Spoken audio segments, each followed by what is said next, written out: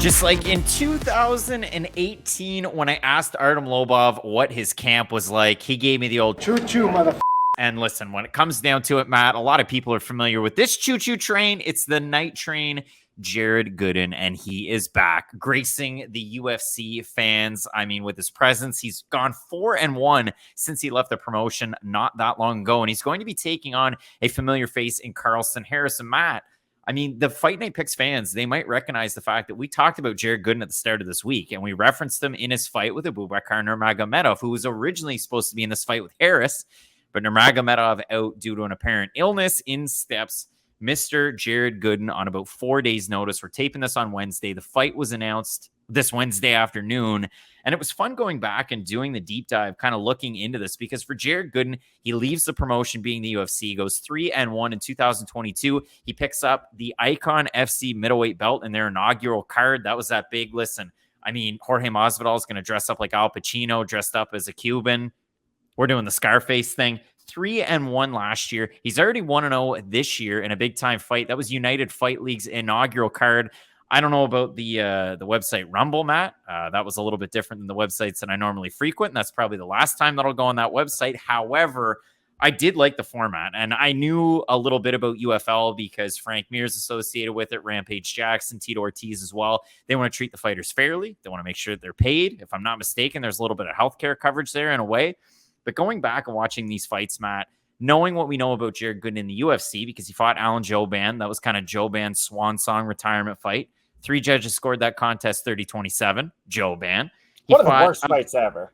He fought Abubakar Nurmagomedov. 3 judges scored that contest 30-27. Not for Jared Gooden. And then against Rude Boy Randy Brown, Jared Gooden missed weight at 174. The judges scored that contest 3 times 30-27.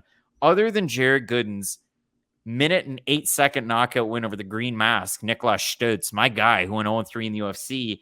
Other than that, it was really, really tough. I mean, it was a lunging left hand, and I don't know if you rewatched that knockout, but it wasn't an overhand, and it wasn't a straight right.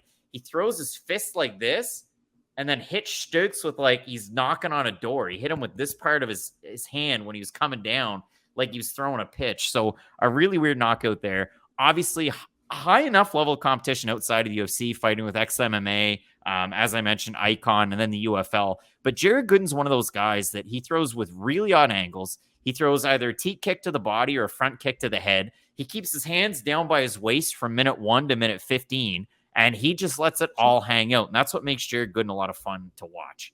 It makes him a lot of fun to watch, but it does make me have some concerns about where his overall ceiling could be in the UFC, because we did kind of see it the first time around. Like, there are enough holes in his game that guys at the UFC level are going to be able to take advantage of them. And you speak to his level of competition outside the UFC, and he did fight some big names after he had left the organization, but still, guys like Curtis Melander, like, he was pretty well past it, I would say, by that time. It was a competitive fight, too. It was weird because Gooden throws a lunging shot, and then Melander starts to kind of crinkle his eye, and it's hurt, so he drops. Fact, either way, like Curtis Melander and Ibis Kasanganay aren't in the UFC for very good reasons. I mean, that's not me trying to be rude. That's not me trying to be a dick. Did you watch the Kasanganay fight? Yes, I did. It was an early weird stoppage, but for Kasanganay, he was a guy who was gone, and he has good grappling, but like, my problem with Jared Gooden is, and you have mentioned it, the hands are down, the striking's open. Those are holes that are just going to always be there. And even though you can prove it against some guys, I do have genuine concerns that those holes might be too ingrained in his style. Now, this is the thing, and I can openly admit that about Jared Gooden.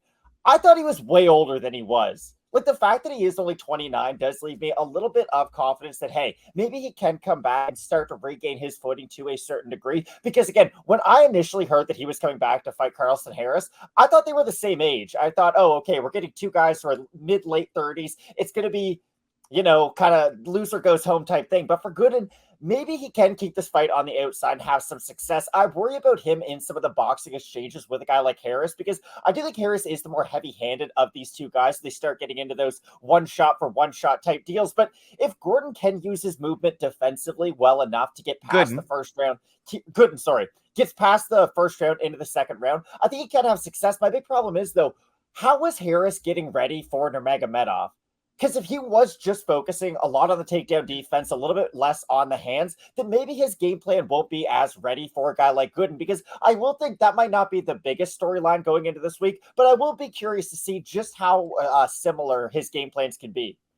Well, and Jared Gooden, if you look at it, historically throughout his career, you look at the losses, decisions, a couple of knockout losses. You mentioned the one, Tampa Kasanganai, that one was at middleweight. And for that fight, you had Gooden weighing in at 186. Now, the trouble with it is he's good at jiu-jitsu. His takedown defense can struggle. And we saw that in the fight against DeMarquez Jackson, if you go back and watch that United Fight League video, because that one was supposed to be a welterweight Grand Prix. It was the main event of that UFL first card. You get a UFC guy. You get a guy that's fought with a lot of different organizations. Former LFA lightweight title challenger is DeMarquez Jackson. You watch the first round, and I mean, in the first, 9 seconds, you see Jared Gooden go out there and put Jackson on Bambi legs, and it drops him. And then he gets on top, and then as they get back up and Jackson kind of regains his thoughts and clears the cobwebs, Jackson immediately goes in for a takedown and holds down Jared Gooden. And he continues going for takedowns. The round ends with Jackson on top, landing elbows and ground and pound.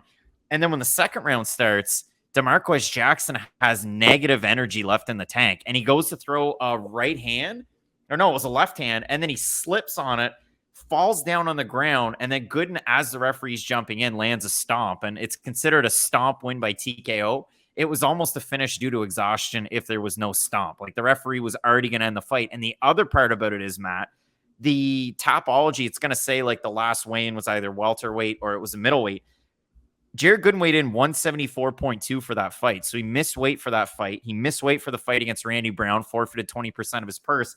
And he's taking on a guy in Carlston Harris, and we already shouted it out. Performance of the night against Christian Aguilera, who walks guys down, throws boxing combinations, and hits pretty hard. Aguilera has better offensive wrestling than Jared Gooden has. He's a smaller guy than Jared Gooden is. But when you go down and you look at all of this, Matt, I mean, we talked about the fact that you had a guy in Carlston Harris landing the anaconda choke, not just on Aguilera, but he was able to land it on Sayegid Izagakmaev, tough name to pronounce, over at the UAE Warriors EFC card, where Dana White was going to, I'm going to get positioned in the room when I'm going to do this thing, or where I'm going to do this thing. And it was awkward for everyone. But you go down, you look at it.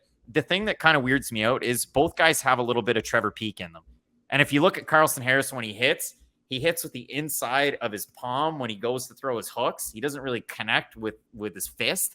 So it's a little bit scary where both guys like to land in the pocket. Both guys like to give up, defense for more offense. Both guys swing quite wildly. And if we have a look at the Tapology votes, Matt, surprised us there to you, and I hope you don't have them up.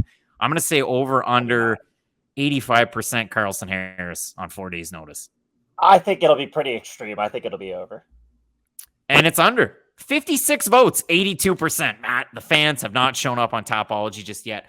I will go with Carlston Harris. Again, you look at it, he's the former Brave CF man. He was able to get up near the top of the mountain there.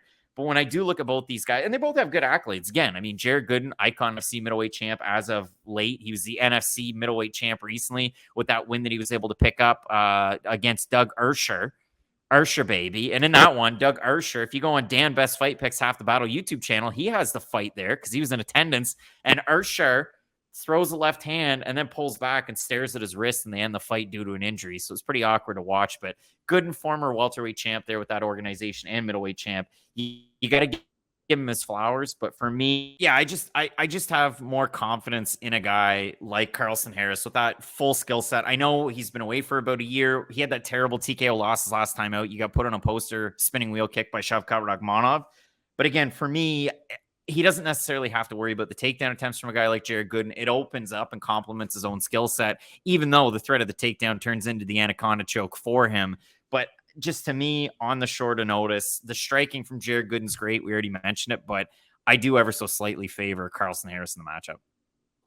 I agree with you 100%. I like the varied striking of a guy like Carlston Harris, but here's the thing. Shout out a guy like PJ Tucker, because PJ Tucker played for the Raptors, wasn't good enough to be in the league at that time, went to China, went away, got his career together, got a new skill set, came back to the league, and hey, look at the run he's been on, and he's signed to a team until he's like 41 now. So maybe Gooden can pull a PJ Tucker, kind of refine the skill set, come back and show us something we didn't think he had. But I agree with you. I do have Carlston Harris in the matchup because he did know he was getting ready for a mixed martial arts contest this weekend. And I do always think that's a pretty important X factor.